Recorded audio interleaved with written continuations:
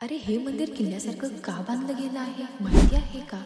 हे आहे आपल्या पुणे जिल्ह्यातील एक असं शिव मंदिर जे थेट पेशव्यांच्या इतिहासाशी जोडलेलं आहे.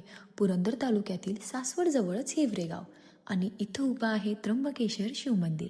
पेशवे काळात सरदार सखाराम बापू बोके यांनी बांधलेलं चरणावती नदीच्या काठावर वसलेलं हे दगडी किल्ले सदृश मंदिर मराठा वास्तुकलेचं भव्य साक्ष देतं.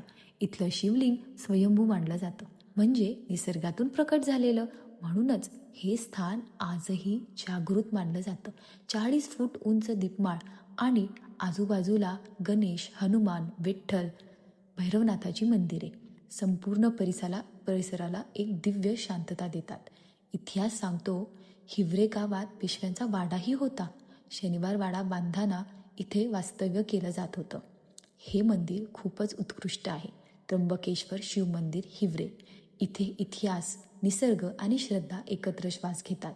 चला, हर हर महादेव.